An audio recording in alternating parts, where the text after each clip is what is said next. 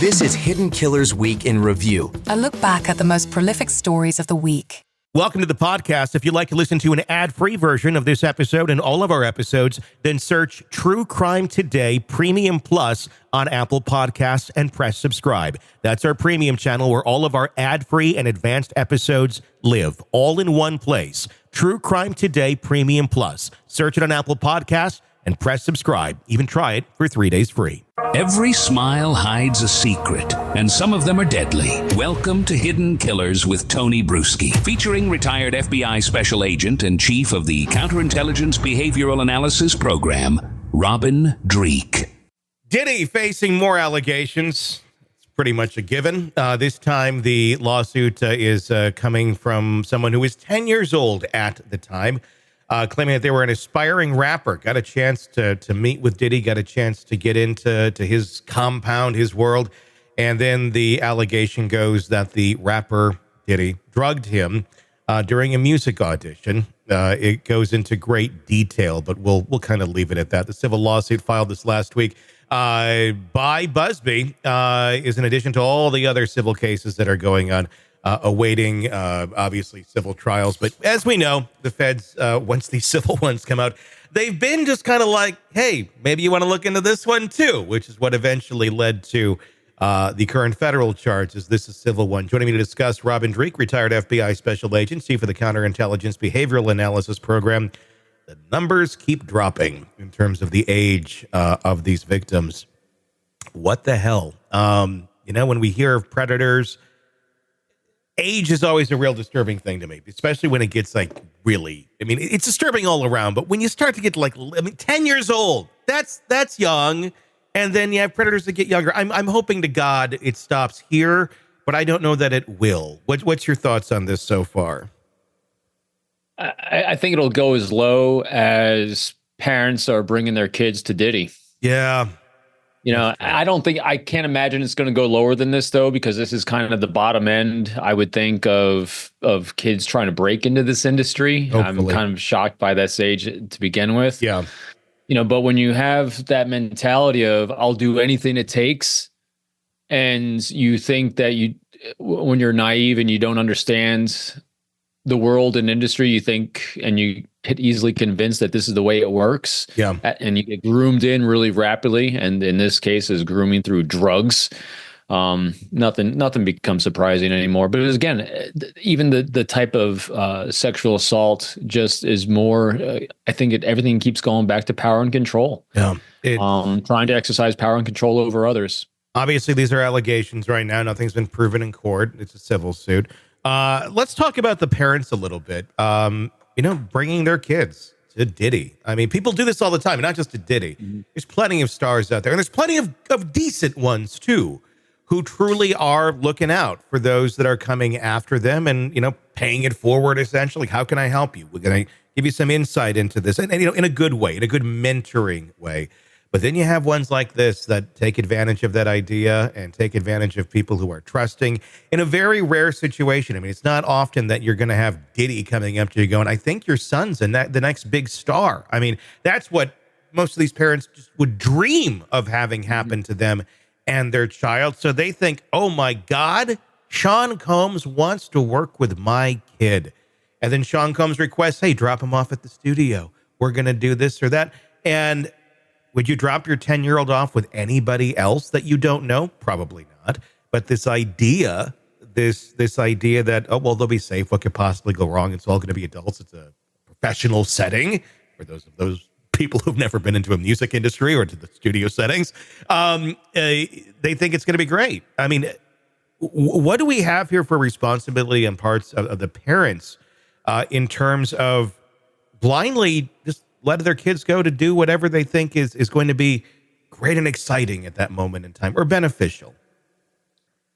So I am always cautious about any kind of victim blaming in here, especially when it comes to parents in this case, because again, we do these thought experiments. We have deep empathy where we just see the context through the parents' eyes, and you hit keywords in there. They would feel safe leaving their child off for this once in a lifetime opportunity. Yeah. And if you're being, again, when you talk about grooming and you talk about mentalities, what's most likely going on is there's love bombing, there's acceptance bombing, there's welcome to the club bonding that's going on between, probably not Diddy personally, but the staff that surrounds him, the group think that says, hey, this is common, it's what we do. Hey, welcome aboard. Big smiles, high energy, very optimistic place. So you feel embraced, you feel warm, you feel loved, you feel safe. And so you drop off your child.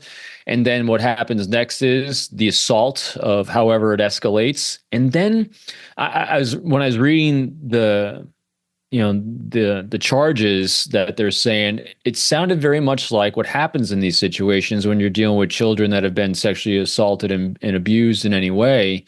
They use shame against them.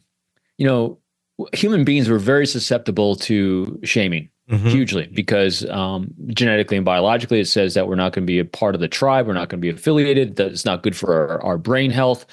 And so they'll use shame as a lever of influence and control and manipulation to not share with your parents, not share with anything else what happened here. Otherwise, you'll no longer be special if you share this. Yeah. So this is a welcome to the special club. We're going to do these things to you. We've done these things to you. And now we're going to hold it above your head that this was your choice. Look what you chose to do.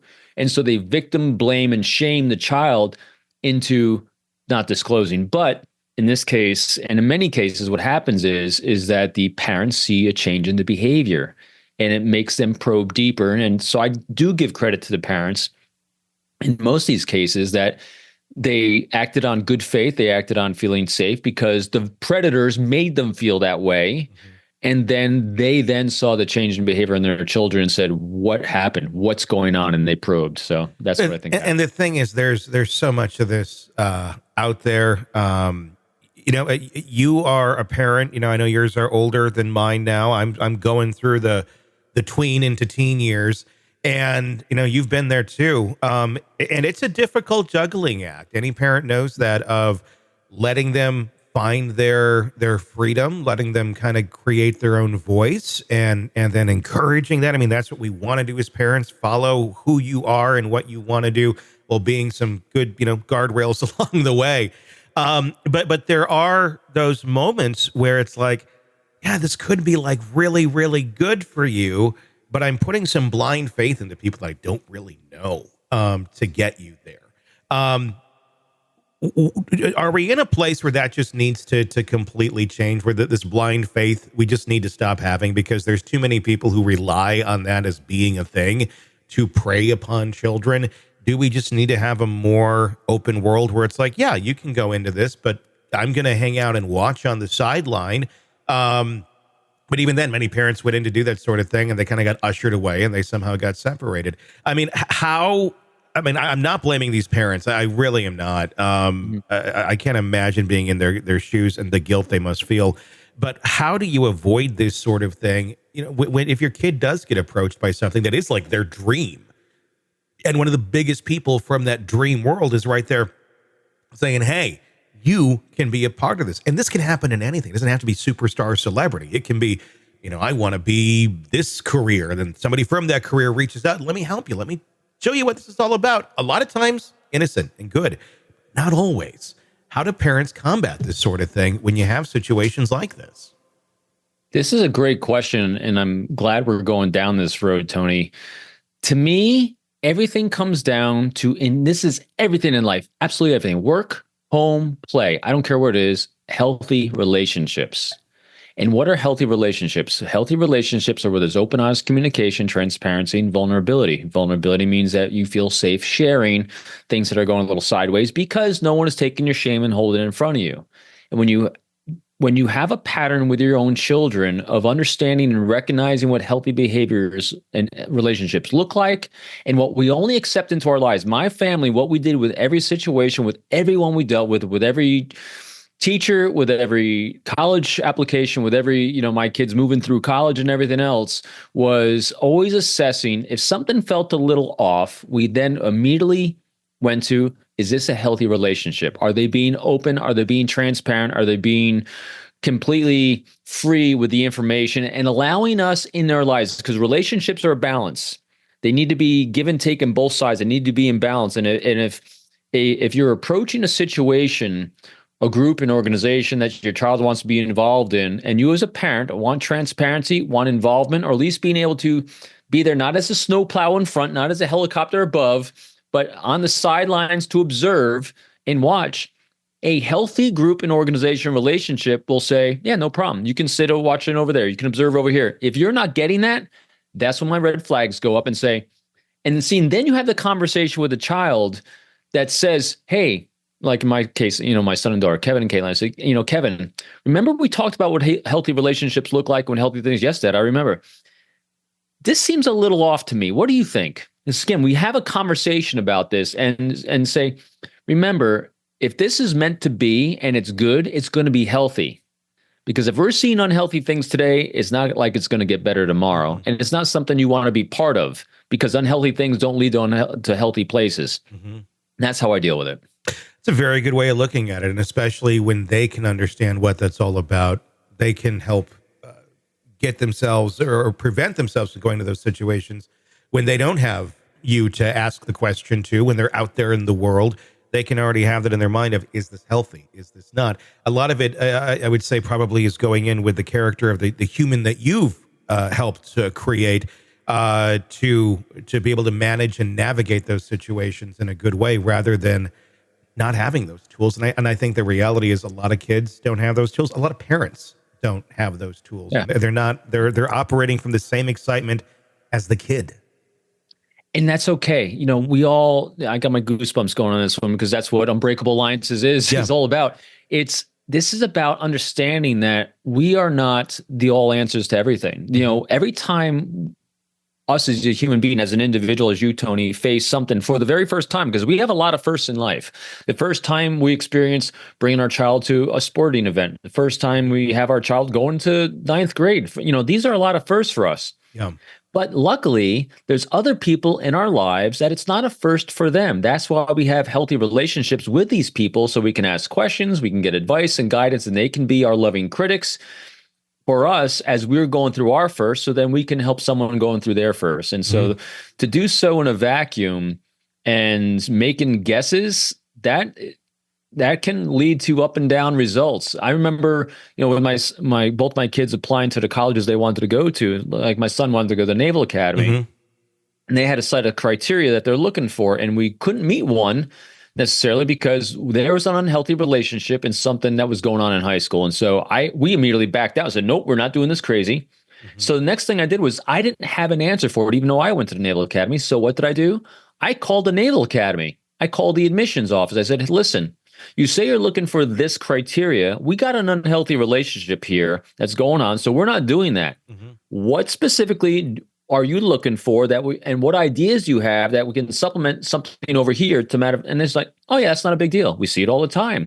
We just want to know what he's doing with his time. So if you do X, Y, and Z, it'll fit perfectly. I'm like, answer is done. And you see, we moved away from the unhealthy crazy, didn't guess at it. I just called the source with reps and said, all right, what do I do next? Yeah, makes a lot of sense. It really does. There's so much, to go through in this, but I think there was a healthy, interesting conversation about this case. Not so much about the celebrity and everything, but how can this stuff be applied? Because I think a lot of parents are looking at this case going, shit, like, yeah, you don't want to be afraid. You don't want to be afraid. You don't want to be afraid. You don't want to have to go through something like this, but it really does make you think. Welcome to the podcast. If you'd like to listen to an ad-free version of this episode and all of our episodes, then search True Crime Today Premium Plus on Apple Podcasts and press subscribe. That's our premium channel where all of our ad-free and advanced episodes live, all in one place. True Crime Today Premium Plus. Search it on Apple Podcasts and press subscribe. Even try it for 3 days free. Let's be honest. Nothing kills the thrill of a good murder mystery like a commercial for laundry detergent.